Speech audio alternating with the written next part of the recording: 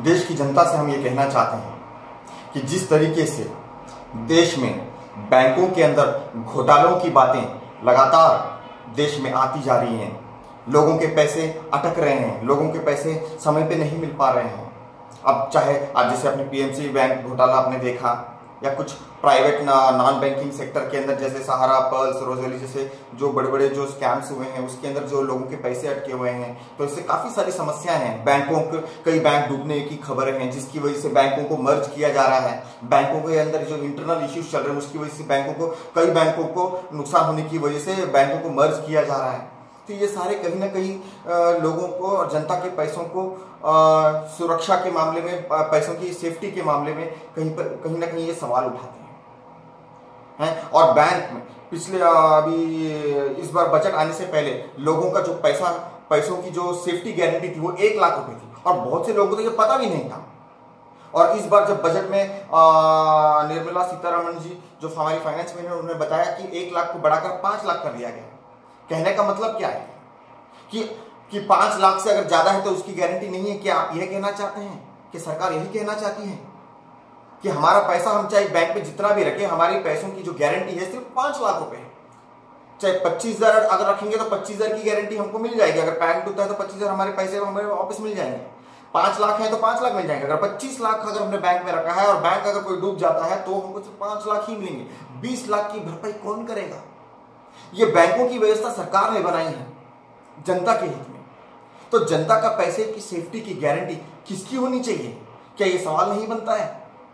क्या ये सरकार का दायित्व नहीं बनता कि जनता का एक एक पैसे की गारंटी सरकार ले? अगर सरकार गारंटी नहीं ले सकती तो कौन गारंटी लेगा?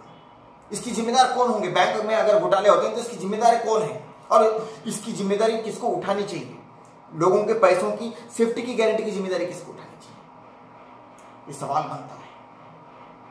और ये जनता को तय करना है कि अपने पैसों की सेफ्टी को लेकर क्या कदम उठाने चाहिए।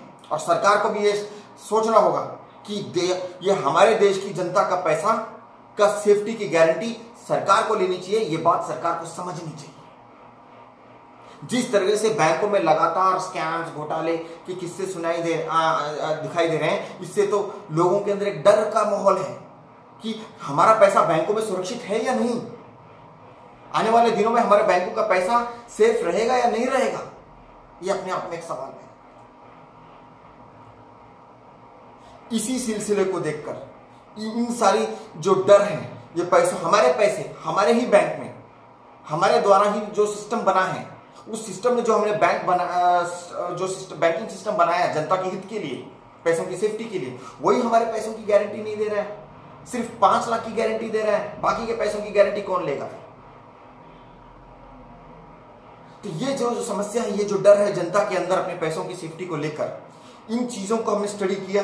स्टडी करने के हमने ये तय किया है कि अगर देश में अगर हमारी सरकार बनती है तो देश की जनता का एक एक पैसा, चाहे 1 रुपया हो चाहे करोड़ों रुपए हो, हर पैसे की गारंटी हमारी पार्टी देगी।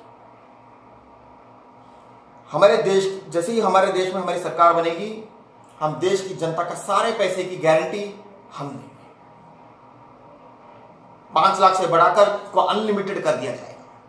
जिसका जितना भी पैसा हो, अगर बैंक में कोई घोटाला होता है तो सारे पैसा सरकार देगी। इस बात की गारंटी हमारी पार्टी देगी। Subscribe, like and share to maximum people and press bell icon for regular updates.